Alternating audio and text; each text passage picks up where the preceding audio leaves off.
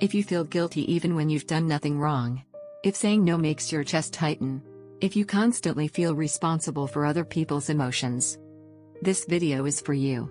Not because you're weak. Not because you're selfish. Not because you care too much. But because guilt has been used against you. And most people never talk about that part. Guilt tripping doesn't look abusive at first. It doesn't sound loud. It doesn't feel aggressive. It sounds disappointed.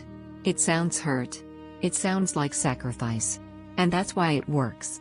If you've stayed in situations that drained you. If you've apologized for things you didn't do. If you've put your needs last for so long that you don't even know what they are anymore. Stay with me. Because by the end of this video, you'll understand why this has been happening, and why it was never because something was wrong with you. Guilt tripping does not work on cruel people. It works on people who are empathetic. People who were taught to be considerate. People who learned early that love meant responsibility. You didn't learn to say, "What do I need?" You learned to ask, "How will this affect them?" Somewhere along the line, you learned that keeping the peace mattered more than keeping yourself. So when someone sounds hurt, when they sound disappointed, when they imply you've let them down, your body reacts before your mind does. Your chest tightens. Your stomach drops. Your thoughts race. Not because you did something wrong, but because your nervous system learned that guilt meant danger. And nobody ever told you that. Let's say this clearly. Guilt tripping is when someone uses your conscience, empathy, or sense of responsibility to control your behavior. Not by force. Not by threats. But by making you feel like a bad person for having boundaries. Guilt tripping sounds like, "After everything I've done for you, I guess I'll just suffer then." You've changed. If you really cared, you would. "I wouldn't do this to you." Notice something? They don't ask. They imply. They don't respect your choice. They punish you emotionally for making one.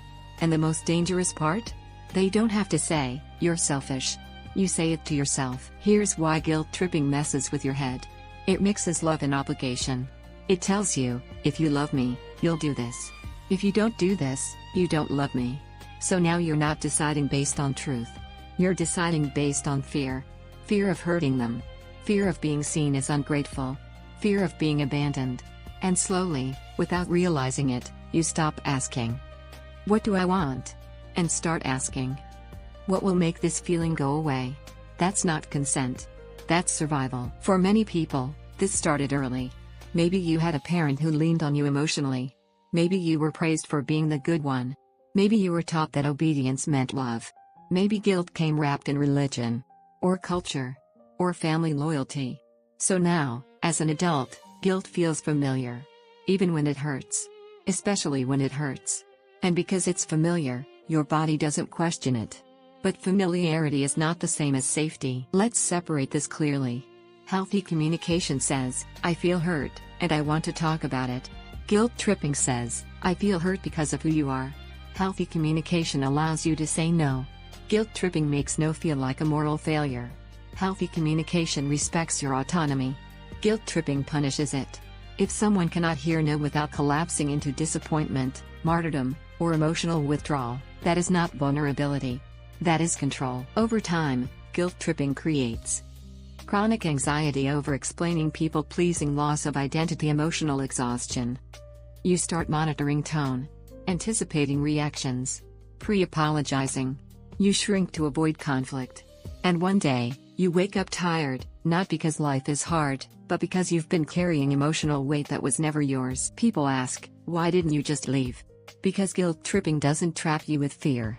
It traps you with responsibility. You weren't staying because you were weak. You were staying because you believed their pain was your fault. And that belief was planted, not chosen. The most powerful response to guilt tripping is not arguing. It's not abandoning yourself to prove you're good. Sometimes the response is, "I hear that you're upset." And then, nothing. No explaining. No defending. No fixing. Because guilt loses power when you stop feeding it. You are allowed to feel discomfort without surrendering your boundaries. Let me say this slowly. You are not cruel for choosing yourself. You are not selfish for having limits. You are not ungrateful for outgrowing control. Guilt was never meant to erase you. And if this video put words to something you've carried quietly for a long time, you were not alone. You were responding normally to manipulation that was subtle, emotional, and deeply conditioned. And now you see it. That's where healing begins.